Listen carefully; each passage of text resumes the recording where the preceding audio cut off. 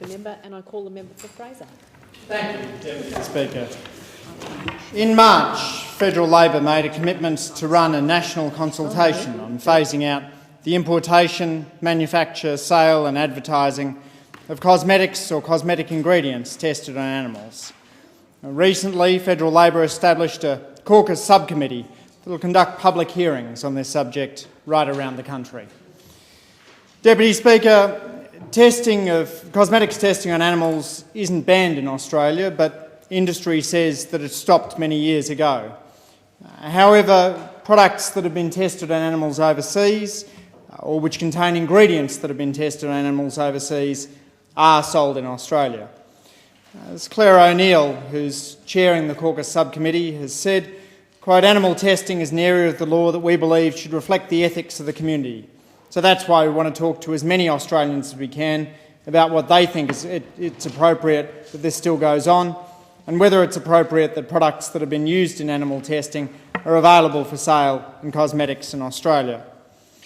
We formally launched a website for public submissions, which is available at www.alp.org.au/cosmetics testing. And we're working through interest groups such as the RSPCA, cosmetics companies and regulators in order to allow as many Australians as possible to have their say in this policy process.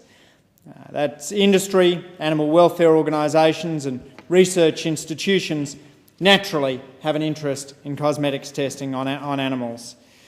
As Labor's Deputy Leader, Tanya Plibersek, has said, quote, "Animals shouldn't suffer in the quest for better mascara or lipstick." Labor has so far received over 1,500 submissions to our cosmetics testing inquiry, and there have been over 90,000 Australians that have viewed the page. That speaks very strongly, I believe, Deputy Speaker, to the community interest in this issue. As with the issues of live animal exports, many Australians have made clear that they hold strong views on this issue. There'll be stakeholder hearings and public forums held around Australia. In Brisbane on the 15th of August, in Fremantle on the 18th of August, here in Canberra on the 19th of August, in Sydney on the 19th of August, and in Melbourne on the 20th of August. I'd encourage, and also in Hobart on the 21st of August. I'd encourage all Australians who have strong views on animal testing to have their say through Labor's policy process. Federal Labor is keen to engage as many Australians as possible in this important conversation because we believe that it's only through the community having their say that we'll reach the appropriate policy perspective.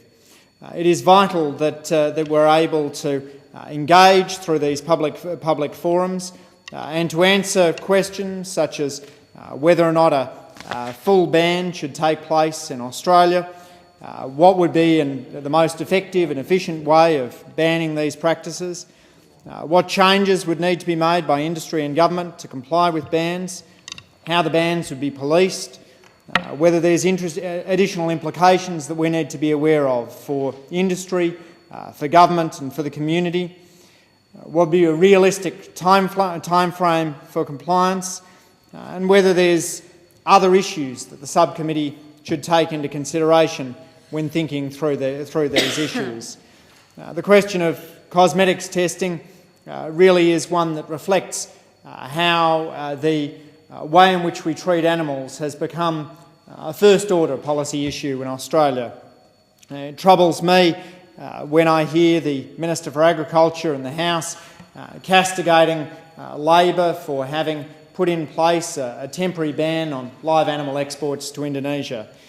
We did that so that we could ensure that the industry continued to have a social licence to operate. And as a result, Australia now has a livestock control process right through to the point of slaughter. That is something which decades ago would not have been regarded as a vital issue, but now is regarded as an important issue by many Australians who watched images of animals being maltreated and didn't simply say that's only an animal, but said that's a moral The issue. member's We need to time do something has about it. expired. I call